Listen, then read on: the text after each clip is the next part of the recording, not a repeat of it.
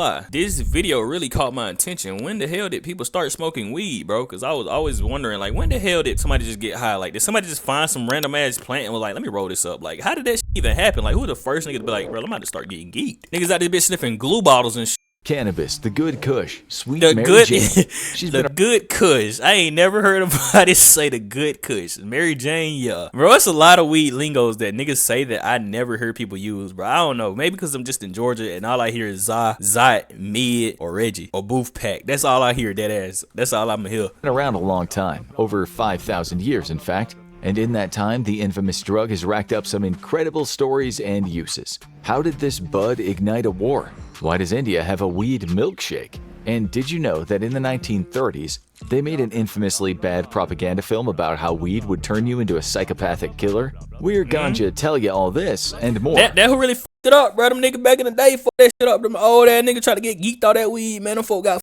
green out their first time smoking, bro. That's why we ain't got the weed legal now. That's exactly why weed ain't legal now, bro. Niggas don't hit that shit back in the day, and they seen how they homeboys act, cause that nigga couldn't handle that little shit. Boy, I bet them folk running some small ass little blunts. I bet they bit was skimp as hell, skinny ass little shit, look like a goddamn toothpick. Welcome to the wild, wacky history of weed. Let's begin with the basics. What exactly is weed? Marijuana is a drug that comes from the cannabis plant, an ancient flora that's been used all over the world for centuries for its medicinal, spiritual, and agricultural properties. The latter is more commonly known as hemp. The seeds of the plant can be used for food. The oils and fibers produced by hemp can be made into clothing, paper, and ropes, which was very useful as those things were in high demand. And one plant could do it all. Now, we aren't really sure. Hold on. So if that's the case, hold on, bro. If that's the case, that means this shit right here made out of weed, right? Because this says hemp. I'm gonna put y'all down, bro. I'm gonna put y'all niggas down. Get anything. If you go to Walmart, get any type of hemp bottle. I promise you, bro. The female's gonna love you, bro. I'm putting y'all down. I know in 500 BC, when you stole, you got sword shoved up your booty hole. Nigga, nobody's doing that. I doubt anybody put a sword up a nigga asshole. That's the same thing of getting shot in the ass, bro. Like, hell nah, bro. I would not want to get shot in the ass.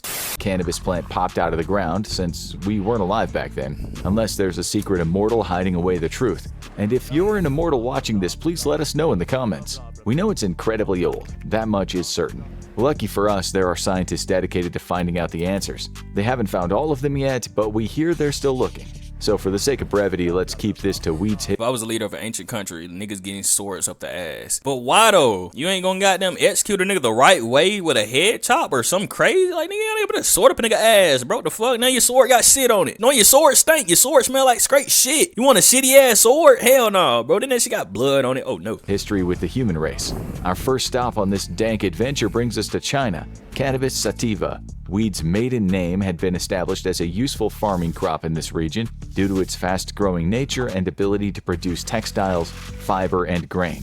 Around 2700 BC, legendary Chinese emperor Shen Nong, whose name means divine farmer or divine husbandman, reportedly discovered the health benefits of the plant, using it to treat a variety of ailments which were cataloged in a book known by many names. Still, his friends call it Pen Cao Qing, the divine husbandman's materia medica.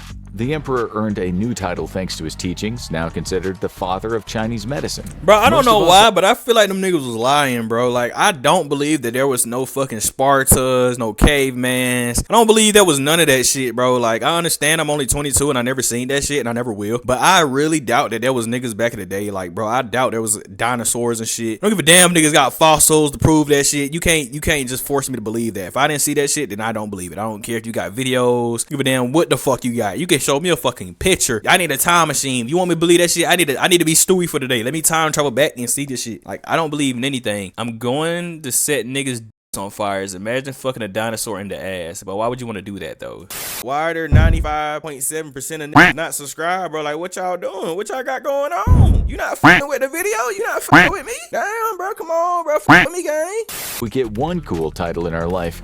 Good old Emperor Shen Nong couldn't get enough. How MJ became global after its female dinosaur. Nigga, you still gonna get a herpazoid. You gonna have a herpazoid. That what they gonna be calling your son. Your son gonna be called a herpazoid, nigga. That ass. View is likely thanks to the infamous ancient trading route, the Silk Road, or Silk Route. This 4,000-mile journey between China and Europe is believed to be the key in how cannabis spread its leafy wings. Bobby, damn, if I'm traveling that far to get quite weed. Literally. as one of the travel paths merchants took up into the Pamir Mountains. These mountains contain 𝘗𝘪𝘠𝐤𝐚 Cemetery, an ancient burial site that would unknowingly shine a light on some massive weed mysteries. Approximately 2,500 years later, these tombs were excavated, and you'll never guess what they found. That's right, bones! Bones that were carbon dated to about 500 BC. But buried with the bones were wooden burners that would burn a special plant. Can you guess which one? It was cannabis sativa, and if you guessed that, feel free to take any prize from the middle shelf. Historians and archaeologists have extrapolated that ancient mourners in this area would add cannabis seeds to the hot stones. Yo, I just know, bro. If you was a caveman and you out this bitch getting geeked, bro, you're fucked, dog. I can't be no caveman getting high, bro. You gonna fuck around and get clobbered by another caveman, bit by a dinosaur, or you might just be out this bitch tweaking so bad you can't find food, and then you got killed by a wild animal or some shit. Like, hell nah, but you can't be out there bitch geeking on the supply while you're trying to work. Inhale smoke while burying the deceased or visiting. The oldest known evidence of humans smoking the herb. We told you this stuff was old school. They don't call it the OG Kush for nothing. Whether ritualistic or to simply hide the rotting stench of the corpses, with its distinctive smell, the cannabis found in those braziers was unique when compared to previously found specimens. It contained a high level of tetrahydrocannabinol. Now, for those of us who can't afford $5 words, THC. The psychoactive chemical is what stimulates the brain and allows one to enter a higher plane while smoking a bowl, metaphorically speaking. In 440 BC, Greek historian Herodotus was traveling the world. Around this time, his travels led him to meet the Scythians, a fierce nomadic tribe that originated from what's now known as Siberia. If I was a geek caveman, I'ma end up killing 5 niggas, running butt-ass naked, then fucking a big-ass animal going to eat my ass. Huh? Yeah, bro, you got me geeked off that fucking sentence. But spread across Central Asia from 900 BC until 200 BC. Herodotus reported that the warriors would build weed saunas, using tents and hot rocks to inhale the fumes, which made the Scythians cry out in ecstasy. So we have anecdotal evidence that we can thank the Scythians for the original hotbox. Weed has been a consistent part of many rituals, ceremonies, and festivals for centuries. In India, I said a big-ass animal, not fucking a big-ass animal. Nigga, you said if I was a geeked caveman, I'ma end up killing 5 niggas running butt-ass naked and fucking a big-ass animal going to eat my ass. That's exactly what I said. Is made from the cannabis plant and has deep religious ties to the Hindu god Shiva. Some mythological accounts speak of Bhang being Lord Shiva's favorite offering, and the Hindu god is often depicted with the substance in portraits. Since the 5th century, Bhang has been consumed at— Nigga, I'm reading exactly what you said. If I was a caveman, I'ma end up killing 5 niggas running butt-ass naked, then a fucking big-ass animal gonna eat my ass. That's exactly what you said. Oh, damn, I am tripping. My fault. I just reread that shit down. At the iconic celebrations Holi and Mahashivratri, where it's typically infused in traditional drinks like lassi and tandai. Come on, and bro. In case you weren't aware, tandai is a cold, milky beverage. That's right, a weed milkshake. Hell As time went no. on, cannabis became prominent. But you drink that shit, your ass gonna be Africa, and sick. Europe. Boy, y'all gonna be sick. On me, y'all gonna be sick. Shitting and sick. And you're gonna be sick and shitting like hell, bro. If you drink that shit on game. Off the diary, like the fucking milk itself gonna make your ass shitting. And just putting weed and milk in your ass gonna be sick as hell. Sailing across the seas. Weed, milkshake, y'all gonna be sick, bro. As hemp was widely used for ships' rigging and sails. And did we already mention rope? Hemp became popular among the white settlers of the Americas in the mid-1600s for agricultural use in the colonies. Did you know that Never smoked, but I want to try it. I ain't gonna lie, bro. I don't condone no nigga wanting to smoke weed. I ain't gonna lie. If you want to go smoke weed, go do that shit. I ain't gonna tell you not to do that shit. I ain't gonna tell you to do that shit. But like I said, a nigga like me, the way I started smoking weed, I told myself I wanted to smoke before. I already told myself, like, I wanted to smoke before. I want to get a tattoo. I want to get my ears pierced. I always wanted to try some shit. Appreciate for the follow. Hey, welcome to the chat and shit like that. I want the weed milk. I want the weed shake. Okay, unfortunately, my headphones broke today because of my naughty cat, so I can't hear your voice. It'd be great if you could respond to chat instead. Yeah, I'm not doing all that. How about I just ban your ass and you get the hell out of here? the first president of the United States, George Washington, grew his own hemp crop at Mount Vernon? Well, George Washington getting in geek. 1833, an Irish physician named Dr. William Brooke O'Shaughnessy came to India, where he would spend many years researching the medical benefits after noting the locals using Bhang as a remedy. O'Shaughnessy believed cannabis was an untapped medical resource for Western medicine.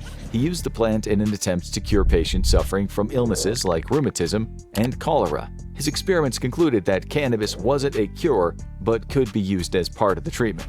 O'Shaughnessy also claimed cannabis to be anti-convulsive medication, reportedly using it to stop seizures of a baby and ease the tremors in tetanus patients. Enter cannabis and 𝘗𝘦𝘢𝘗. Now that's true though. That's true though, because was I had a home, but he said that when he used to get seizures and shit, but goddamn he went to the doctor. They subscribed that nigga with like personalized medication with like weed and shit. Then they get personalized like weed. That nigga be smoking good as fuck. Like they be high. Nah, real question, was Abraham Lincoln getting geeked? Probably was. Nigga probably was geeked as fuck when he got blicked. That's probably why he know he can get blicked, because that was high as hell. A new strain of cannabinoid, getting the nickname Indian hemp, or more famously ganja. New year, new weed. This strain was noted to have added relaxation effects with a side effect of increased delirium.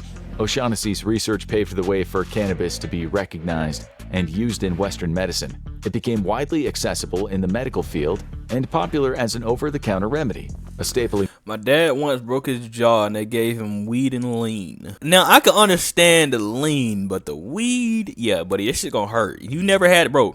I'm gonna tell you right now, never smoke when you got a toothache. That shit gonna hurt like a bitch. Never smoke when you got a toothache. I promise you, that shit hurt like hell. Ingredient in all kinds of concoctions and elixirs. Some of those included other drugs such as poppy opium and cocaine, which was incredibly common during the 19th and 20th centuries. In 1850, cannabis appeared for the first time in the United States Pharmacopoeia, a compendium of all the most important drugs in American medicine. Meanwhile, during that same decade in France, the Club des Hashichans was formed, which celebrated more recreational use of the wacky tobacco. But the story of weed isn't all sunshine. Niggas said the lean though. The lean though. Oh shit. And roses. While weed use got a head start all the way back in 1378, over in the sunny land of Arabia, 𝘂𝑦𝑢𝑛 𝘱𝑒𝐾𝐽𝑒, the emir of 𝘗𝑦𝑚𝐢, banned the smoking of hash in his domain, which many historians seem to agree was the first time someone legislated against marijuana officially. Marijuana would have an easy ride for a few centuries after that, until the King of Jamaica brought down the ban hammer in 1787. Yes, Jamaica. In the 1800s, for all the advances in marijuana use, both medical and otherwise, that it gave us, there were plenty among the powers that be who were striking back. To name a few, Napoleon Bonaparte, the Municipal Council of Rio de Janeiro, British colonies in the Mauritius, South Africa, and India, not to mention rulers in Greece, Singapore, the Ottoman Empire, and Morocco. It was only a matter of time before legislation against marijuana would hit the Americas.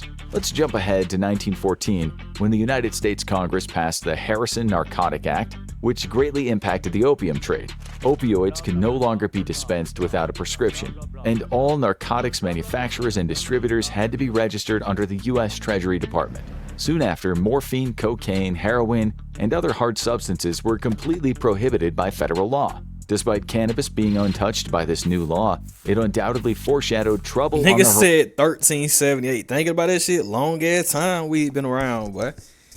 Damn, that shit crazy. My slow ass thinking this shit came in like the fucking 70s or something. Horizon. Then came the Volstead Act of 1919, more commonly known as the Prohibition It's easier Act. to get Adderall. I mean, anybody get Adderall, but I don't want that shit, bro. I do not want no hardcore drug. I don't want I don't want no hardcore drug. Please don't give me no shit like that. I don't want no fentanyl, no meth, I don't want no crack, I don't want none of that shit, bro. None of that. While it didn't I don't want take no effect perks, until boy. Give me 1920, that shit that low. new law was responsible for banning the sale or distribution of all alcoholic beverages. This lasted until 1933. America was running dry. You and only tried one, so you tried crack or any other thing. Yeah, you're crazy, bro. You cracked out, buddy. You're cracked out. Hey, you're cracked out. crimes were running higher. Here's a little advice from us. If you happen to find yourself thrown back into this era, watch out for Chicago Thunder. So how did all these new laws impact Mary Jane? Substances that were widely available now came with suffocating restrictions. The rise in addiction-related crimes, the beginnings and boomings of black market drugs, misinformation, and exploitation was the perfect combination to stir up a growing fear amongst the general population. Man, folks out that bitch selling folk bag of grass. Nigga thought they were weed, nigga out there bitch smoking on grass. As a safe substance had been flipped. If you got sent back to the 1300s, what you doing? Nigga working that field. What else I'm gonna fucking do? It didn't take long for the madness to spread.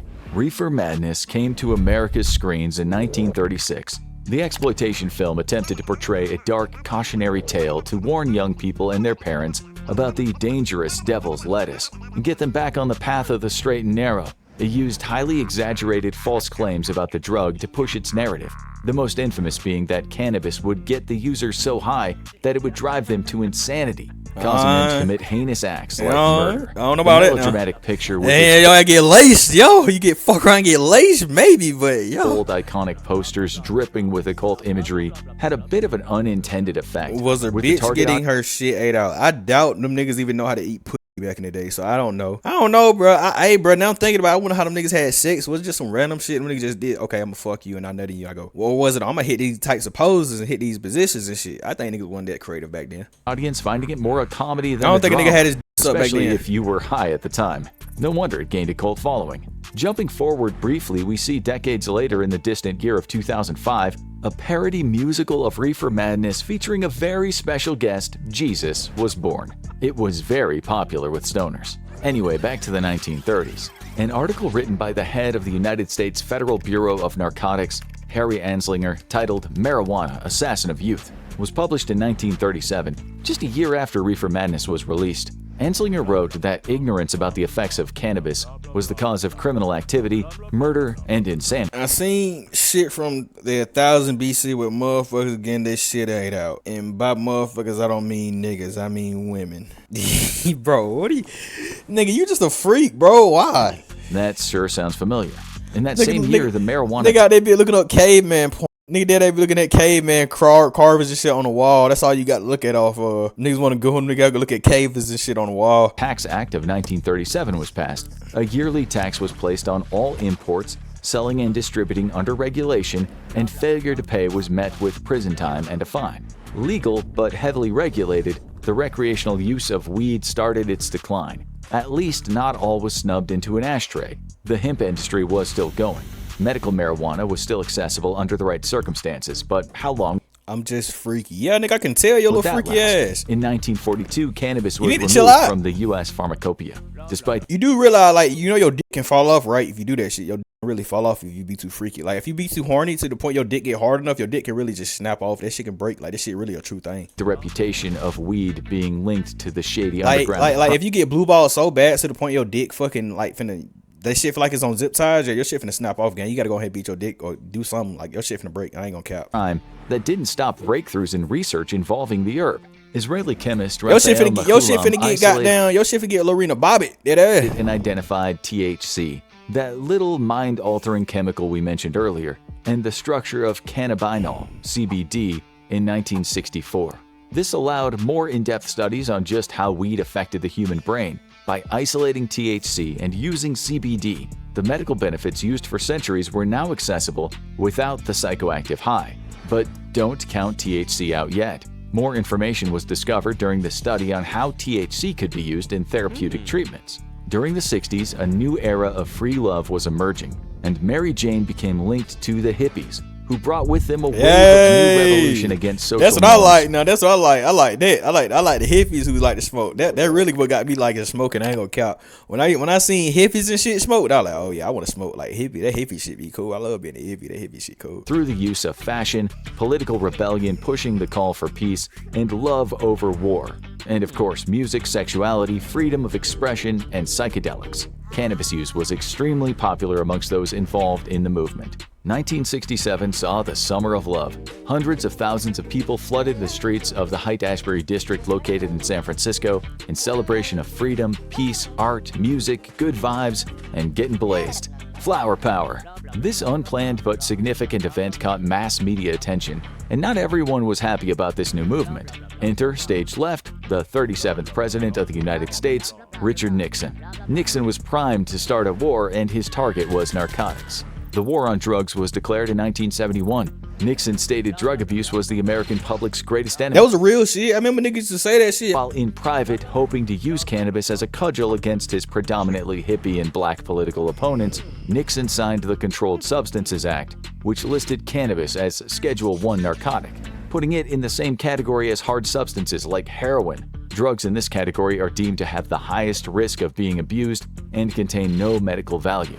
In 1973, the Drug Enforcement Administration was brought together by combining the Office for Drug Abuse Law Enforcement, the Office of Narcotics Intelligence, and the Bureau of Narcotics and Dangerous Drugs to further crack down on these new laws. How could it possibly escalate from here? Well, the answer You know what's crazy? I used to watch hella of these videos in school. Like, niggas be like, oh, you about to get some school lessons? No, nigga, this is why I got my schoolwork. Everything I learned about school and shit was from this channel. I ain't gonna lie. This YouTube channel was the only channel I used to watch in school. And this shit, I learned so much from this shit. From the 1980s. Tricky Dick was out of the pic, Tricky and Dick. Ronald Reagan was now the United States president. During his presidency from 1981 to 1989, Reagan held his stance firm that marijuana had no place amongst the American public. Damn. The Anti-Drug Abuse Act of 1986 poured more U.S. federal funding into drug enforcement, creating a minimum sentence for any drug-related crimes and increasing the monetary and incarceration penalties for those crimes. Heroin, crack cocaine, and marijuana were among the most common narcotics involved. The arrests and incarcerations for drug crimes such as possession saw a massive spike. A pretty intense sentence for a small herb, but why? Marijuana was often called a gateway drug. Thus, it was argued that it was just as dangerous as the other Schedule I narcotics it shared the list with. President Reagan's wife, Nancy... Bro. Weed is not worse than no perks, heroin, all that shit, bro. It's not, bro. I promise you it's not, bro. The worst thing you gonna do is get green. If you get green so bad, bro, I got green so bad, nigga was on the fucking floor in his girlfriend college dorm. Nigga acting like my nose was snotty. I was cold, hot. I would never get green again, bro. That's why I roll my own weed, bro. Like, I roll my own shit, bro. Reagan was also heavily involved in this war, privately funding a new campaign, Just Say No, in response to the concerns of rising drug abuse and crimes against school-age children. Then came the Drug Abuse Resistance Education Program, or... That shit would cap. Just say no to fucking weed. Yeah, bro. I remember back in the day, we used to walk around with fucking drug-free stickers and shit on our shirts. Now, nigga, got this bitch getting gleeked. I'm getting geeked every fucking... Oh, my gosh.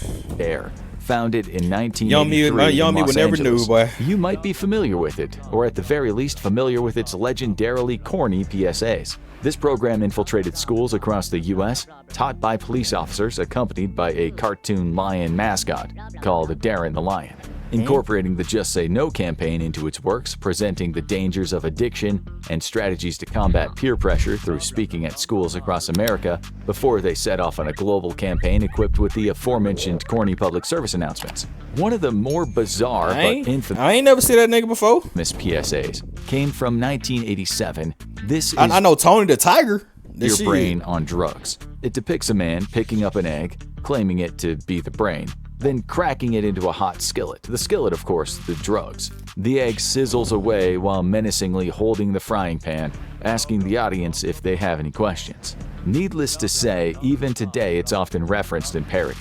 In 1996, California brain fried. It became the first state to legalize the medicinal use of cannabis under Proposition 215, the Compassionate Use Act of 1996, a historical milestone for the campaign to legalize medical marijuana in America. Just a year prior, bills were approved by state legislatures but were vetoed by the state governor at the time, Peter Wilson.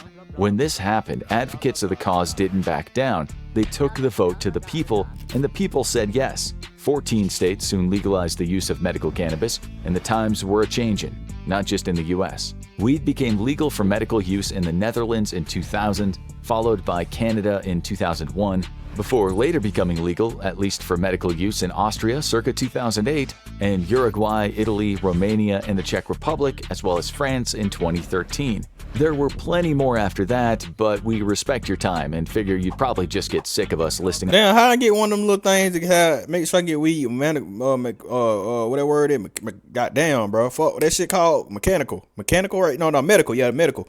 How I make it so I can get weed medical and shit, bro? I wanna, bro. I got that paper, bro. I got that paper, bro. Hell yeah, give me my shit, bro. I got that paper, bro. Come on, now, fuck me.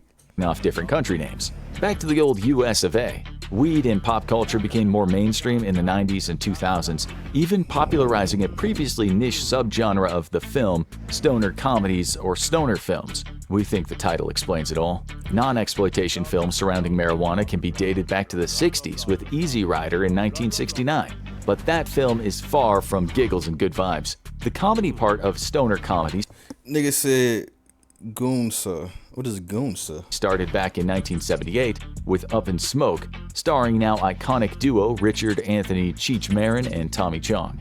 But what about the music, man? Weed was heavily associated with music icon Snoop Dogg. featuring references to the drug since his debut on Dr. Dre's 1992 album titled The Chronic. Snoop wasn't shy about his love of marijuana, speaking publicly about his personal use and support in the movement to legalize weed. One of his most popular singles came from 2001 with Smoke Weed Every Day. Smoke weed every day. Still one of the world's most beloved. What the fuck? What if you fucked weed? That is not Dr. Dre. Oh God, that is not Dr. Stoner Dre. anthems. In 2015, Leafs by Snoop was founded, making its own cannabis strains and products like edibles. Given the highly radicalized nature of the war on marijuana, which we can thank Nixon for, it's definitely a step in the right direction for black pop culture figures like Snoop Dogg to finally And 𝑊izKid made their own profit off the plant that the government was previously using to haul them off to jail. While the legalization of marijuana for medical use has a pretty illustrious history at this point, the legal battles of recreational marijuana, especially in the United States, have been considerably more fraught. In 2012, Colorado and Washington became the first states to legalize recreational use of pot. As of today, despite marijuana still being forbidden on a federal level, 38 U.S. states, 3 territories, and the District of Columbia allow the use of medical cannabis. But which was the first country to fully legalize it? That title belongs to Uruguay.